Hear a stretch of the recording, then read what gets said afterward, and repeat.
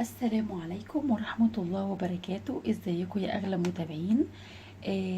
النهاردة ان شاء الله من العنوان كده هعمل لكم ان شاء الله حاجة بسيطة تنعشنا كده في الصيف شوية.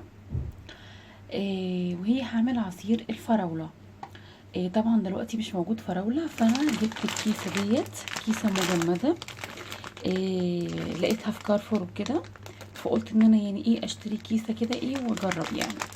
تمام، عندي كده كيسة الفراولة دي تعتبر 400 جرام اهي. تمام، عندي كمان هستخدم علبة زبادي.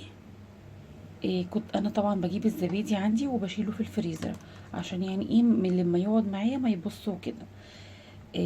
ماشي يا حبايبي. دي وزنها 160 جرام، دي العلبة الكبيرة.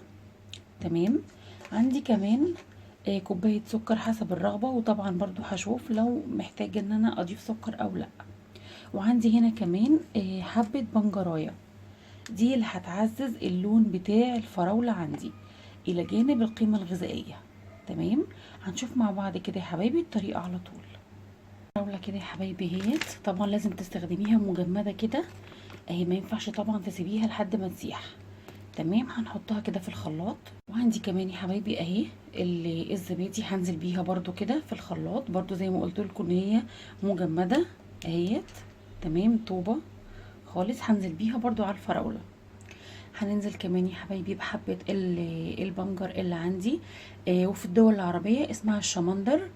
تمام، ونضيف كمان كوبايه السكر كده يا حبايبي. انا ضفت خلاص كده المكونات كلها. نزلت بالفراوله والسكر والزبادي. الزبادي اللي هي اليوجورت. تمام، لاخواتنا في الخليج. تمام، وحبه البنجر. وهنزل بميه ساقعه او لبن، عايزه تحطي حليب او تحطي ميه زي ما انت عايزه. انا هحط ميه اهو يا حبيبي. ننزل بالميه كده، بسم الله الرحمن الرحيم. نكتفي بالكميه دي عشان ما تطلعش خفيفه. هنضرب بقى يا حبايبي المكونات دي كلها مع بعض كده في الخلاط. انا هنا كده يا حبايبي ضربته اهوت، بس هو الخليط عندي شايفاه تقيل شويه زي ما احنا شايفين كده اهو، لا تقيل، فكده هزود له شويه ميه وحبه سكر كده يا حبايبي. انا خلاص كده وصلت للقوام اللي انا عايزاه اهو، جميل جدا ولونه حلو قوي. تمام، هنفرغه بقى كده في الكوبايات ونشوف شكله. نيجي هنا بقى كده يا حبايبي نصب مع بعض، بسم الله الرحمن الرحيم. شايفين سمكه حلو ازاي ولونه جميل جدا.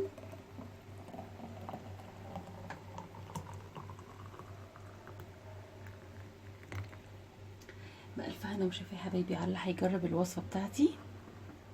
شايفين كده اهي، ما شاء الله، حاجه حلوه جدا وتنعشك كده في الصيف وتدعيلي.